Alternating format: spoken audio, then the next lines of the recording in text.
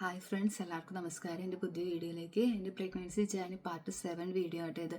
അപ്പോൾ ബാക്കി വീഡിയോ കാണാത്തവർ ഒന്ന് ജസ്റ്റ് വാച്ച് ചെയ്യുക. വലിയ ലോങ് വീഡിയോ ഒന്നുമല്ല, ഷോർട്സ് വീഡിയോ ആട്ടോ. അപ്പോൾ നിങ്ങൾക്ക് അതൊന്ന് കണ്ടതിന് ശേഷം ഏകദേശം ഐഡിയ കിട്ടും. അപ്പോൾ ഞാൻ ലാസ്റ്റത്തെ വീഡിയോയിൽ പറഞ്ഞത് നമ്മുടെ ഫസ്റ്റത്തെ 3-ാം മാസത്തെ സ്കാനിങ്ങിനുള്ള അപ്പോയിൻമെൻറ്റ് കിട്ടി, അതിന് പോണതാണ്.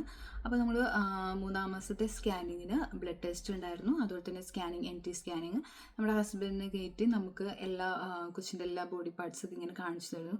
കൈ ഇതൊക്കെയാണ്, അതുപോലെ തന്നെ ഹാർട്ട് ബീറ്റ് കാര്യങ്ങളൊക്കെ ഓക്കെയാണ്.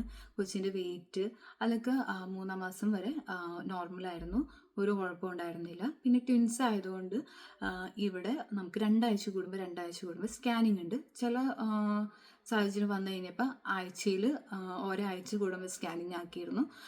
അല്ലാത്ത പ്രഗ്നൻസിയിൽ നമുക്ക് എന്തെങ്കിലും കോംപ്ലിക്കേഷനോ അല്ലെങ്കിൽ കൊച്ചിൻ്റെ ബേബിയുടെ മൂവ്മെൻറ്റ്സ് ഒക്കെ എന്തെങ്കിലും ബുദ്ധിമുട്ടുണ്ടെങ്കിലാണ് നമുക്ക് സ്കാനിങ് കിട്ടത്തുള്ളൂ. പക്ഷേ എനിക്ക് ട്വിൻ പ്രഗ്നൻസി ആയതുകൊണ്ട് ഇവിടെ എക്സ്ട്രാ കെയർ ആയിരിക്കും. അതുപോലെ തന്നെ നമുക്ക് സെപ്പറേറ്റ് ക്ലിനിക്കാണ് ട്വിൻസിന്.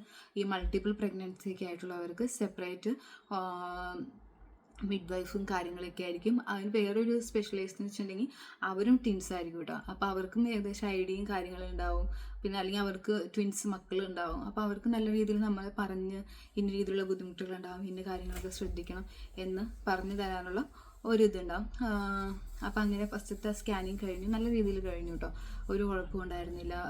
അതുപോലെ തന്നെ ജനറ്റിക് ടെസ്റ്റ് കാര്യങ്ങൾ, എന്തെങ്കിലും കൺജനൈറ്റൽ ഡിസോർഡേഴ്സ് ഒക്കെ ഉണ്ടോ എന്ന് അറിയാൻ വേണ്ടിയിട്ടുള്ള ടെസ്റ്റ് കാര്യങ്ങളൊക്കെ ചെയ്തു. എല്ലാം നോർമലായിരുന്നു, ഒരു വിധത്തിലുള്ള പ്രശ്നങ്ങളും ഫസ്റ്റത്തെ സ്കാനിങ്ങിൽ ഉണ്ടായിരുന്നില്ല. അതുപോലെ തന്നെ 3-ാം മാസം ആയപ്പോൾ തന്നെ എൻ്റെ വോമിറ്റിങ് കാര്യങ്ങൾ എല്ലാം നിന്നു. യാതൊരുവിധ പ്രശ്നങ്ങളും ഉണ്ടായിരുന്നില്ല. ഒന്ന് രാവിലെ എഴുന്നേൽക്കുമ്പോൾ ചെറിയൊരു ഗ്യാസിൻ്റെ ഇഷ്യൂ മാത്രമേ ഉണ്ടായിരുന്നുള്ളൂ. 3-ാം മാസം ആയപ്പോൾ തൊട്ട് ഞാൻ ഡ്യൂട്ടിക്ക് പോയി തുടങ്ങി. ആ സമയത്ത് ഫുൾ ടൈം ആയിരുന്നു. ഞാൻ വീക്കിലി 4 ദിവസമൊക്കെ ഡ്യൂട്ടി എടുക്കുമായിരുന്നു. പിന്നെ ട്രാവൽ ചെയ്യാൻ ഇച്ചിരി ബുദ്ധിമുട്ടുണ്ടായിരുന്നു. എക്സ്പെഷ്യലി ബസ്സിൽ ഒട്ടും ട്രാവൽ ചെയ്യാൻ പറ്റില്ലായിരുന്നു. ഇവിടുത്തെ ബസ് കാര്യങ്ങളൊക്കെ ട്രാൻസ്പോർട്ടേഷനൊക്കെ വെരി സേഫാണ്. പക്ഷേ എനിക്ക് ലോങ് സൈക്കിളിട്ട് നോക്കുമ്പോൾ തല കറങ്ങും.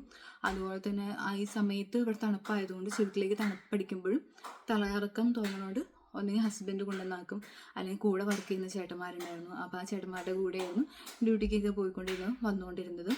അവരും ഭയങ്കര സപ്പോർട്ടീവായിരുന്നു. കൂടെ വർക്ക് ചെയ്ത എല്ലാവരും ഒന്നും ചെയ്യിപ്പിക്കുകയൊന്നുമില്ലായിരുന്നു. നമുക്ക് ജസ്റ്റ് ഒരു 1 പേഷ്യൻറ്റിനെ മാത്രമേ ഉണ്ടായിരുന്നുള്ളൂ, ഒരു റെസിഡൻറ്റിനെ മാത്രമേ ഉണ്ടായിരുന്നു. ആളെ തന്നെ നോക്കിയാൽ മതി, നമ്മളെന്തെങ്കിലും ഹെൽപ്പ് ചെയ്യാൻ ചെന്നാലും വേണ്ട നീ റെസ്റ്റ് എടുക്കുക എന്നൊക്കെ പറഞ്ഞ് നല്ല രീതിയിൽ സപ്പോർട്ടീവായിട്ടുള്ള ആൾക്കാരായിരുന്നു. അതുകൊണ്ട് ഡ്യൂട്ടി കാര്യങ്ങളൊക്കെ ഭയങ്കര സ്മൂത്തായിട്ട് പോയി. നമുക്ക് ആ ഒരു സപ്പോർട്ടീവ് കിട്ടിയതുകൊണ്ട് നമ്മൾ ഫിനാൻഷ്യലി ആണെങ്കിലും നമുക്ക് ആ ഒരു ബുദ്ധിമുട്ട് കാര്യങ്ങളൊന്നും വന്നില്ല.